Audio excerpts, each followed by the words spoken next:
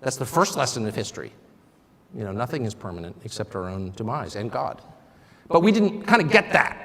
If you told me then that this week the Department of Justice would have indicted a group of people I don't agree with, by the way, on a lot of different issues, black nationalist socialists from Florida, okay, kind of not my demographic, but would have indicted them for criticizing the U.S. position, the Biden administration's position on the war in Ukraine, and charged them with felonies for which they're each facing 10 years in prison. If you told me that could happen here, I would have laughed at you. No. We have a First Amendment. That can't happen here, but it has. That and a lot of other things, which are gravely unsettling, actually, in people who were rooted in the Cold War story and the reality of the Cold War, again, my age, 53, kind of know where that goes. So the purpose of my talk, which by the way, I will keep brief. I'm an inveterate talker. I can literally talk forever. You can't even imagine my capacity for loquaciousness. I mean, it has no end. It's a bottomless well. If you dropped a quarter off the observation deck of the Empire State Building, how long would it take to hit the sidewalk? That was always what we talked about when we were kids.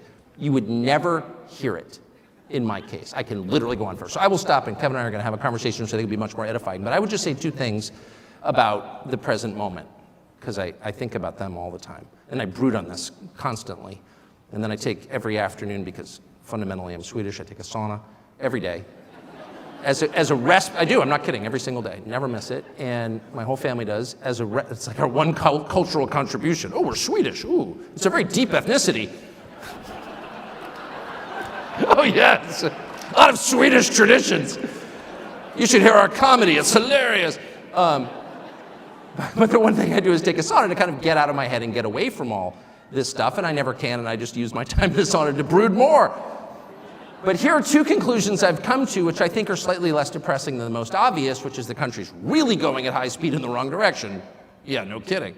Like in ways that are just unfathomable.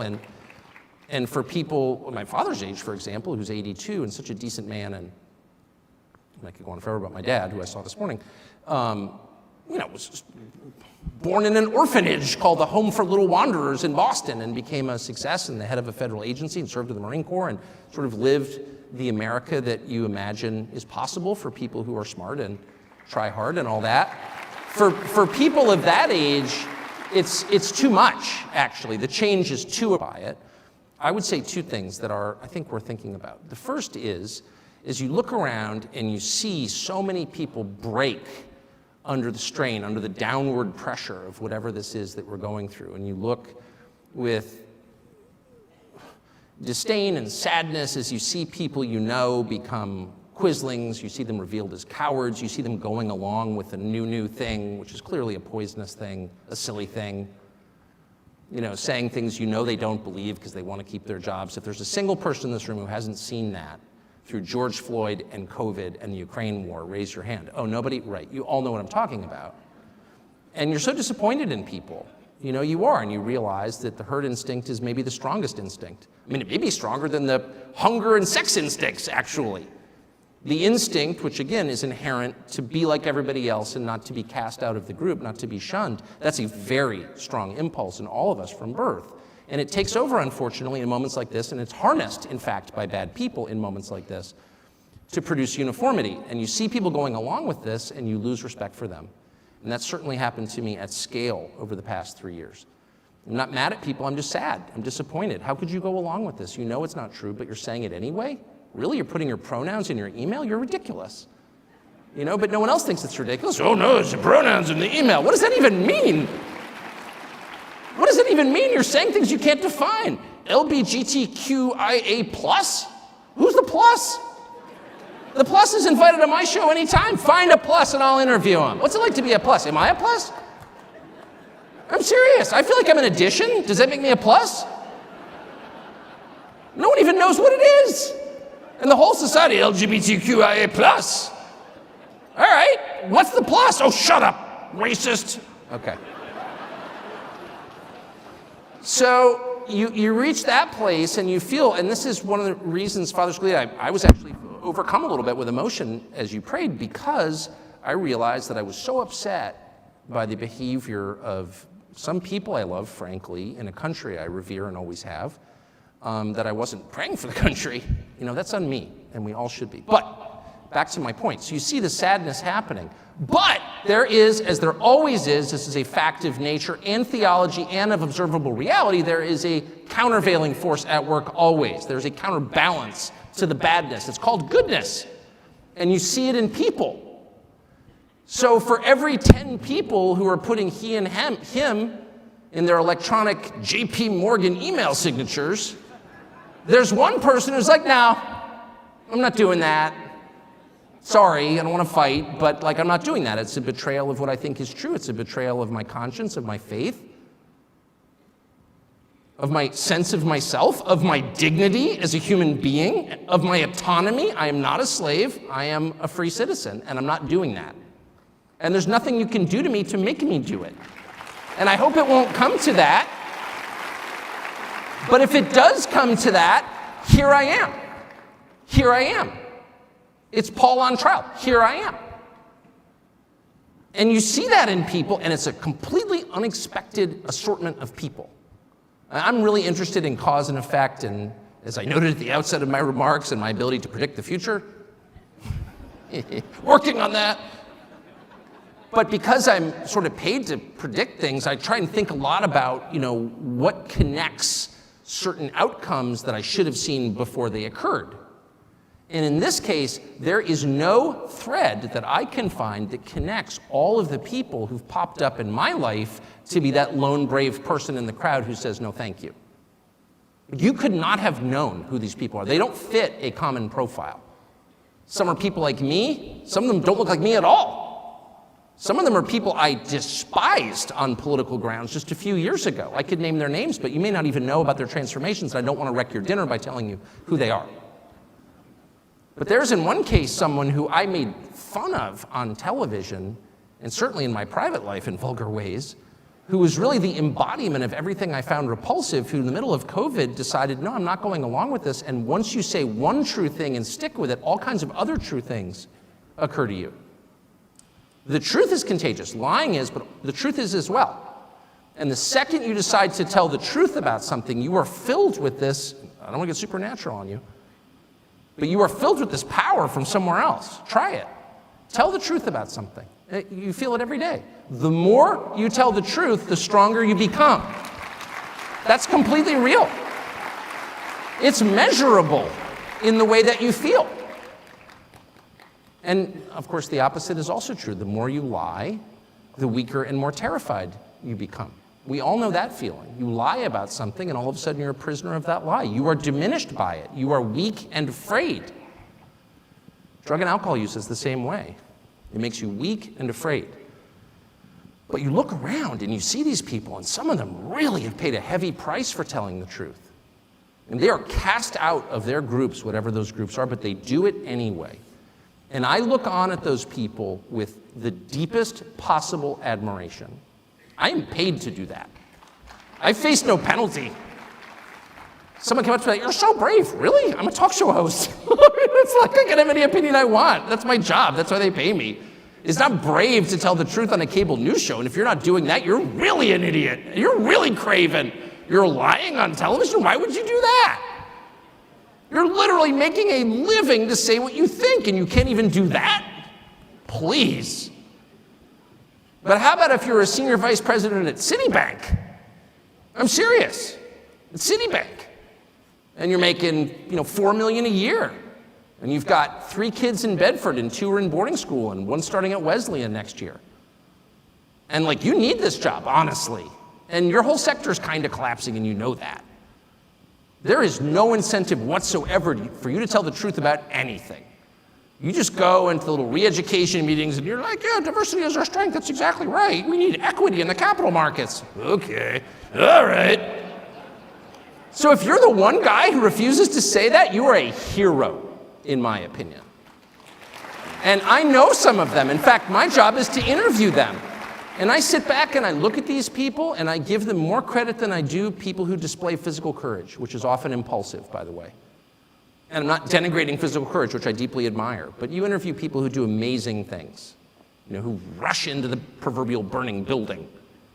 And like every man is kind of trained from birth to fantasize about what he would do when the building catches fire and you hear a baby crying, and so you run inside. No one is trained to stand up in the middle of a DEI meeting at Citibank and say, this is nonsense. And the people who do that, they have my deepest admiration. And so their example really gives me hope. It thrills me. I talk to them all day long, people like that. That's the first thing. We should, in this sad moment of profound and widespread destruction of the institutions that people who share our views built, by the way, earlier generations that would agree substantially with every person in this room, they built those and now they're being destroyed. And that's so depressing. But we can also see rising in the distance new things, new institutions led by new people who are every bit as brave as the people who came before us. Amen. Here's the second thing I'd like to say before I get to the conversation with Dr. Roberts, which is that it might be time to start to reassess the terms we use to describe what we're watching. So when I started at Heritage, the presumption was, and this is a very Anglo-American assumption, that the debates we're having are kind of rational debates about the way to get to mutually agreed upon outcomes. Right? So like we all want the country to be more prosperous and free and people to be less oppressed or whatever, and so we're going to argue about tax rates, and I think higher tax gets us there. I'm like Keynesian, and you disagree, you're an Austrian or whatever. But the objective is the same. And so we write our papers, and they write their papers, and may the best papers win. I don't think that's what we're watching now at all. I don't think we're watching a debate over how to get to the best outcome. I think that's completely wrong. And I've come to this conclusion, and I should say at the outset I'm an Episcopalian, so don't take any theological advice from me, because I don't have any. I grew up in the shallowest faith tradition that's ever been invented. It's not even a Christian religion at this point, I say with shame. But I'm just saying this as an observer of what's going on. There is no way to assess, say, the transgenderist movement with that mindset. Policy papers don't account for it at all. If you have people who are saying, I have an idea, let's castrate the next generation, let's sexually mutilate children. I'm sorry, that's not a political debate. What? It has nothing to do with politics. What's the outcome we're desiring here? An androgynous population? Is that really what are we arguing for that? I don't think anyone could defend that as a positive outcome.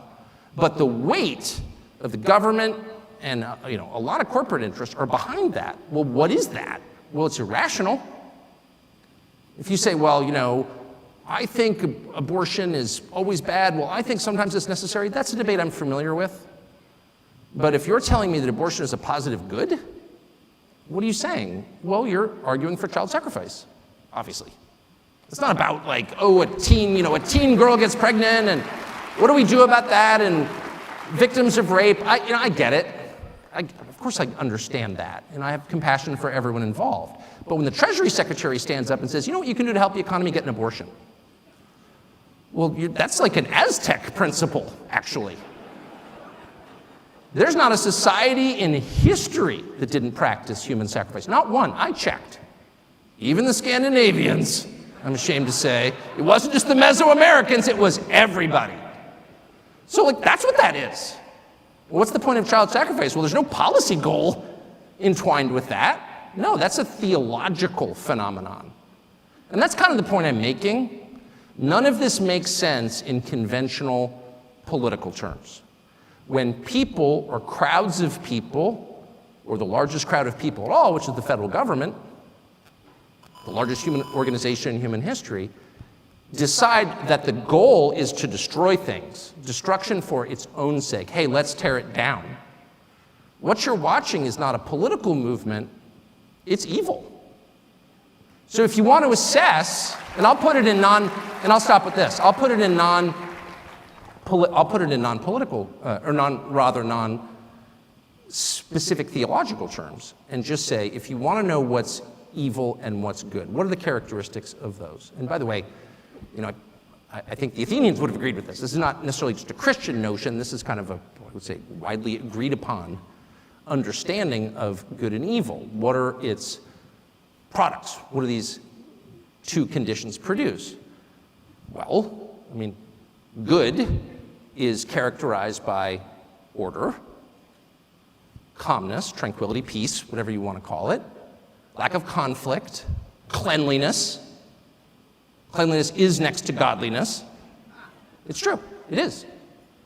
And evil is characterized by their opposites: violence, hate, disorder, division, disorganization, and filth.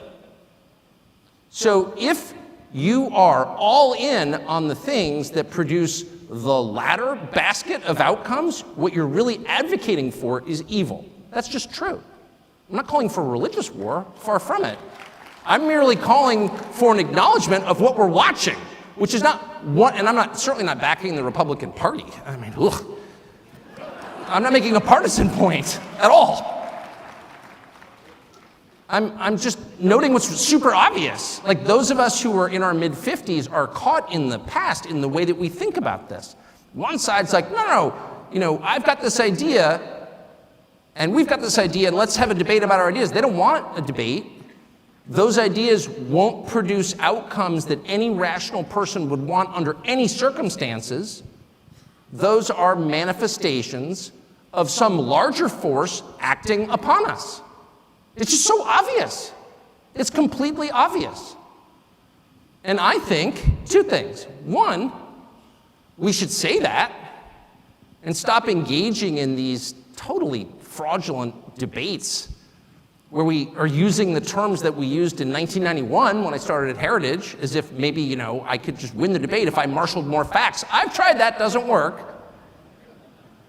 And two, maybe we should all take just like 10 minutes a day to say a prayer about it. I'm serious. Like, why not?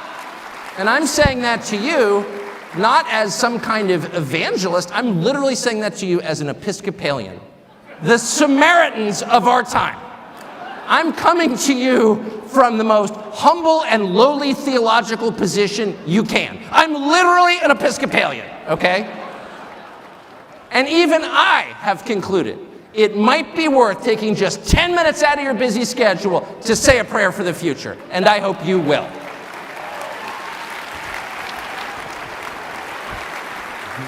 Good job. Thank you.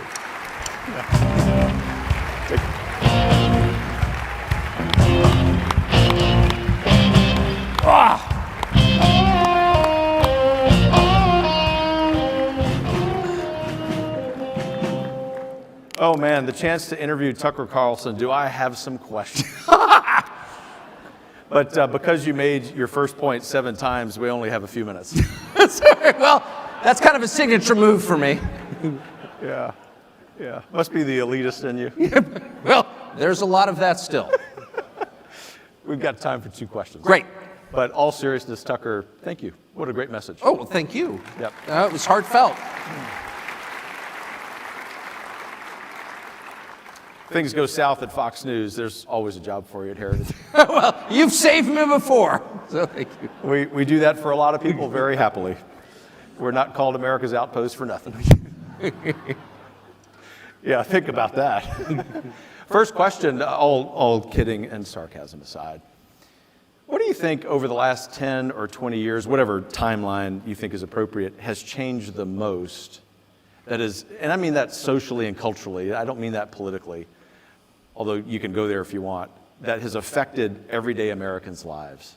The lack of information. This is so name-droppy, but I can't resist because it's the elitist in you. No, I know, it must be. No, I was actually interviewed Elon Musk this week, and he there said, you go. So I know. I was talking to Elon Musk, Elon and I, smoking a cigar on his G4, and he turns to me and he says, Tuck, he calls me Tuck. No, I interviewed him for work, obviously, and he had such a wonderful line, and he said, the most likely outcome is the most ironic outcome. And I thought, boy, that's actually I would argue that's a Christian precept, actually. It's kind of the Beatitudes, the first shall be last. And the opposite of what you think is going to happen happens. And so often, and so the internet, the core promise of the internet was as much information as we've ever had at your fingertips, and the result has been a centralization of information. This is deliberate, needless to say, but unnoticed by most people, that results in more controlled information than we could even have imagined 20 years ago. So a lot of information just is not available.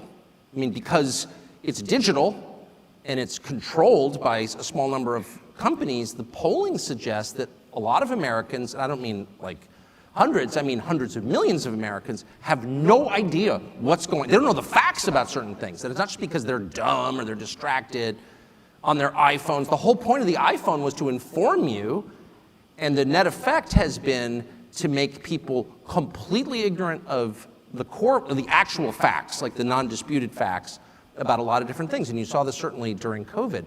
So that challenges the idea of democracy, which rests on the notion of an informed voting public, of a citizenry. And we don't have that. And that really, I never would have expected that at all. And the last thing I'll say is don't throw away your hard copy books, because they are the repository, the enduring repository that cannot be, and I'm dead serious, and I don't mean to, I'm not going to tell you to buy golden ammo, though obviously you should think about it. But definitely don't throw away your books, because they can't be disappeared, because they exist physically. And I would say a corollary to that is don't throw away your relationships with other people, because they can't be disappeared either. The material, the physical, things that you can smell, those are the things that you can trust. Your spouse, your dogs, your children, especially your dogs, but your actual friendships, your college roommates, people in person. As the world becomes more digitized and people live in this kind of, this realm that's disconnected from physical reality, I think the only way to stay sane is to cling more tightly to the things that you can smell. And I've really gotten to the point where if I can't smell it, I'm not dealing with it. And I mean that. And that includes books. Anyway, that's what's changed. Books, relationships, and ammo. Tucker Carlson's Guide to the Universe. Yes. That is awesome.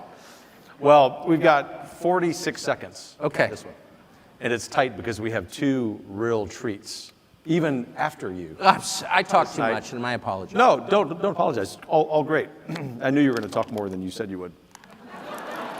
Every time, ask my wife. And now we're down to 28 seconds. So when everyone wakes up tomorrow, whether they're staying here or they're able to go home, what should be top of mind for them to do in their local community? Oh, well, the very first thing you should do every single day is tell all the people you love that you love them, for two reasons. Because you do, and affirming things out loud makes them real. Words are the most important and most powerful thing that we have, and of course I have an interest in saying that. If I sold Chryslers, I'd be like, cars are the most important thing. But words are, in the beginning was the word, and so articulate it. And that is also simultaneously an acknowledgement of a truth that we don't face, which is we don't know what's going to happen today. And we could die. That's the one thing that unites every person, is the certainty of death. And reminding yourself of that every single day will bring you, paradoxically, joy. I love you. That's the most important thing. What a wonderful response.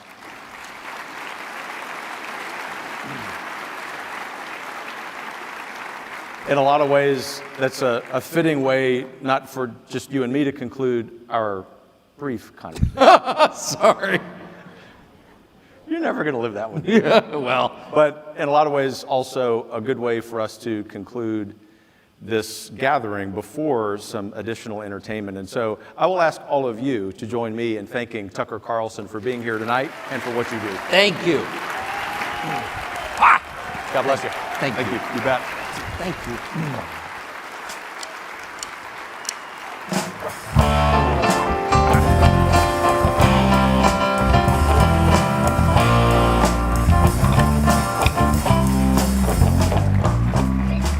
But we're not done yet. Thanks again, Tucker. So in a few moments, just a few moments, my friend and colleague Genevieve Wood will be here and tell you a little bit more about what we're going to do, but I wanted to leave you with one thought. Of course, I've told you it's sort of two thoughts. I'll be abusive like Tucker was. Thank you for being here tonight. Thank you for those of you who've been here for the last few days, but I'll cut to the chase in the interest of time because we have so much in store for you for the next little while. And that is every single time that Americans' backs have been at the wall.